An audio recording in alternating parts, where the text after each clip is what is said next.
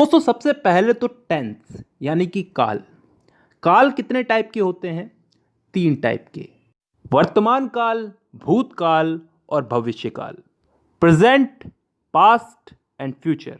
वर्तमान काल जो अभी चल रहा है, भूतकाल जो बीत चुका है, जो जा चुका है, और भविष्य काल जो आने वाला है। इन 3 कालों के अलावा भी कोई काल होता है क्या? नहीं होता ना। तो चलो आगे। अब वर्तमान काल यानी कि प्रेजेंट टेंस, भूतकाल यानी कि पास्ट टेंस और भविष्य काल यानी कि फ्यूचर टेंस, इन तीनों को 4-4 हिस्सों में बांटा गया है। और अच्छी बात यह है कि ये 4 भाग कुछ इस तरह से बांटे गए हैं कि आसानी से याद हो जाए, ज़्यादा कुछ समझने की ज़रूरत नहीं है। बस नाम का फ़र्क है, वो आगे समझ में आएगा। अगर एक चीज़ समझ में आ गई तो बाकी चीज़ें भी समझ में आ जाएगी धीरे धीरे। अब ये 4 भाग कौन से हैं जिनमें इनको बांटा गया है? इन तीनों को 4-4 भागों में बांटा गया, 4×3=12। तो अब ये 4 भाग कौन से हैं समझते हैं। पहला भाग है इंडेफिनेट। अब इंडेफिनेट को हम हिंदी में बोलते हैं कोई काम तय ना होना, अनिश्चित। इसमें ऐसे वाक्य आते हैं जिनका समय निर्धारित नहीं होता, यानी कि वो कब शुरू हुए और कब खत्म होंगे।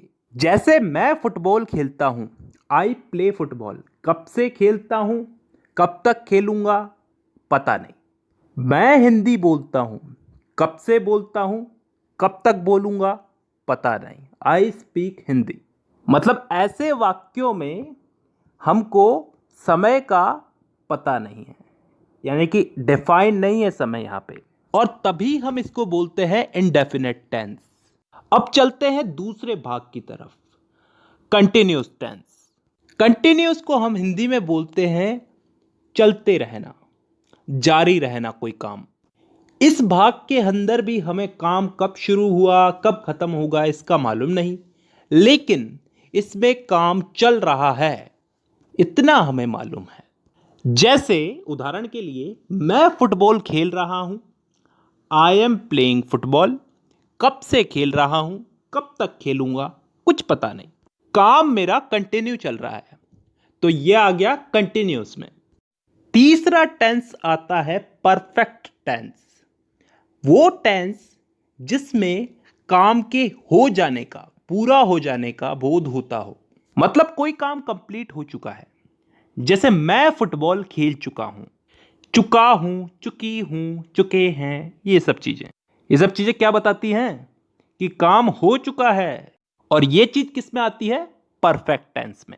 अब 3 भाग हो चुके हैं, चौथा भाग है परफेक्ट कंटिन्यूस टेंस। अब ये चीज क्या होती है, इसको थोड़ा ध्यान से समझना, कान खोल के।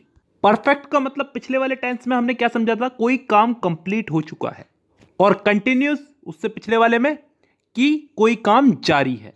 तो परफेक्ट कंटिन्यूस टेंस में क्या आता है?